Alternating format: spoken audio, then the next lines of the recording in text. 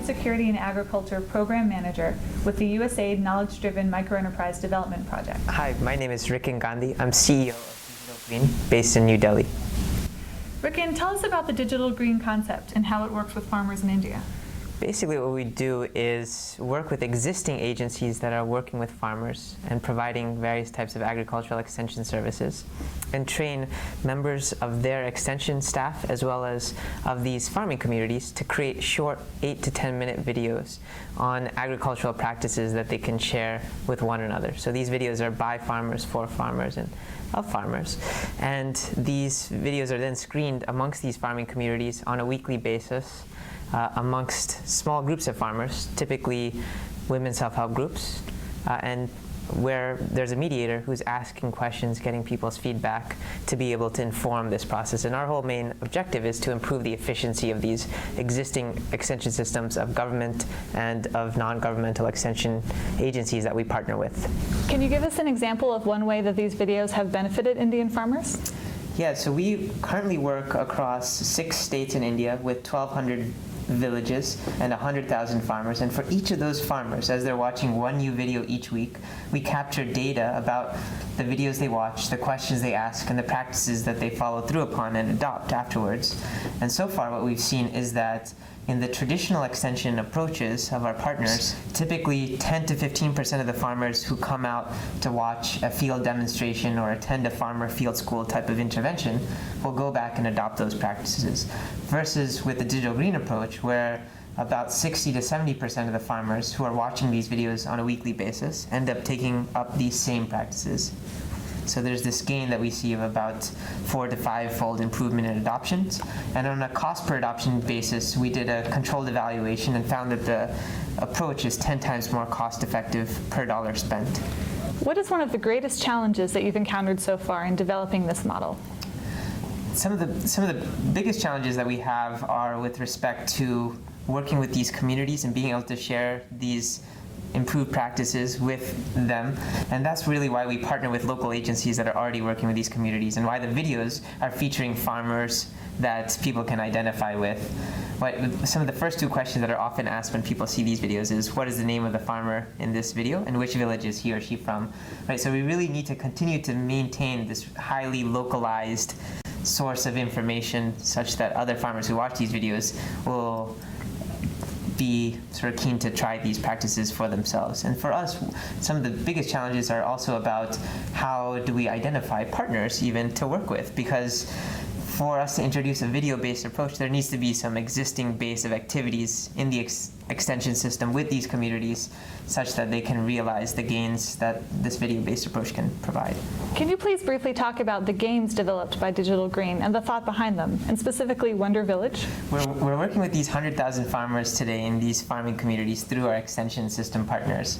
And for each of those 100,000 farmers, we're building these histories of the videos that they're watching and the questions that they're expressing, the practices that they're adopting, and essentially creating a social network of sorts for these offline communities that we, through our partners, are working with.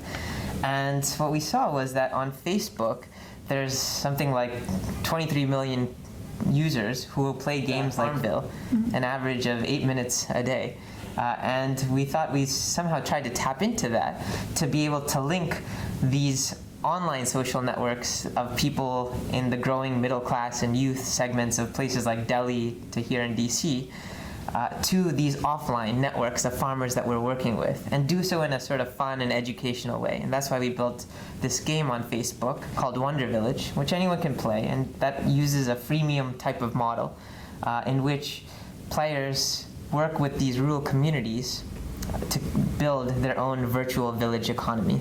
And along the way go through quests related to agriculture, health, education, and connect with village gurus who are the actual farmers that we work with, and where we're able to share these histories of these farmers that we're working with and establish sort of through virtual means a relationship between these people on Facebook and these communities that we're working in the field. What do you look for when choosing your partners? Yes, when we're choosing our partners, the main sort of 3 criteria that we're looking for is that they have some established domain expertise that's locally relevant and built over years of experience working with these communities on agricultural development types of interventions. And the second element is that they have some established level of scale in their operations, working across a number of communities, across geographies. And then the third really important criteria is that in addition to having domain expertise and scale, that they should also have a tight level of community rapport and trust networks established, such that we can then introduce this technology-enabled or video-supported approach of digital green, because we're not just introducing a video and showing these videos to a random group of community members. We're really trying to work through these existing social organizations of groups like self-help groups of women or farmer clubs that are already coming together and might be already involved in various types of financial or marketing-based transaction activities. And now introducing this knowledge-based component using the videos that are being produced that people in the group could identify with. Digital Green has an open source model for dissemination of content so that it's freely available for use. How has your content and your model been spreading so far? Yes, so a core element of the digital green approach is to be as open and as transparent as possible. And so all of our technologies, our content, and the processes of the model itself are all open source and available for anyone to use and are accessible via our website. So all 2,200 videos that have been produced so far across India and now into parts of Ethiopia are available on YouTube and can be viewed by anyone who might be able to derive value from them. But as I mentioned earlier, right, we're selecting partners based on having some established foundation of extension services. But there could be places in other parts of the world where we're not able to be and provide the support that we do to some of our close collaborators. But at the same time, people might be able to use this content or use the technology stack about how we're capturing data, analyzing it, being able to target sort of the next video based upon sort of historical trends, as well as the processes of the model in terms of how do you go about creating these videos or showing these videos and capturing feedback. And we want to make sure that anyone who's interested in using this approach, and perhaps in its entirety or perhaps in its components, are able to do so in the manner in which they might choose because of the context in which they might be operating in. And it might not just be in agriculture that they might be working and using this model for. They might also be thinking about applying it in other areas like education or health or nutrition. And we definitely want to make sure that they are able to do so. And so far, we're working in India across these 1,200 villages in 6 states, and we're in the process of scaling up to 10,000 villages to reach 1 million farmers. And we're starting up some operations with some partners in Ethiopia, Bangladesh, and Ghana. And we're keen to identify new partners that might be interested and able to use this model to support the work that they're already doing with the communities that they are. Now that Digital Green has moved to other areas of the world, what lessons have you learned when implementing this model in other countries, such as Ethiopia? Yeah, so far, when we've been working in India, we've been directly working with our extension system partners in these communities to train them on how to create and share these videos. But when we've started some of this work in Ethiopia recently, we've been able to actually work with organizations that are already supporting the public extension system. So instead of directly working with the public extension system, we can work with these trainer-of-trainer types of organizations that are supporting the extension system by building their capacities or providing resources, and train them on the digital green-based approach so they can integrate it as a part of the work that they're already doing.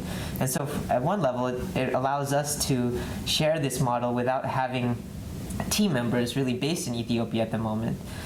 But also allows us to see how we can scale and replicate the model without actually needing boots on the ground. And this is really important even for the work that we're doing in India, because as I mentioned, we're scaling up from 1,200 villages to 10,000 villages, so almost a 10 times gain in scale, but our team isn't growing at such a high level of growth.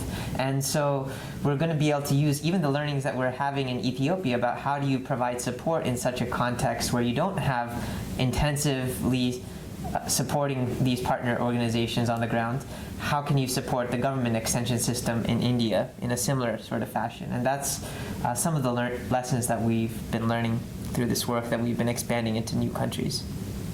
Do you have any final comments you'd like to share? I'd encourage everyone to check out our website at digitalgreen.org, where you can check out these videos, the technology tools, where you can see how in particular villages people are watching these videos and expressing some questions, in other villages asking other questions, or in some other areas adopting these practices in mass, and in other areas perhaps not so much, and be able to see how things are progressing all across India and into these new geographies where we're working at.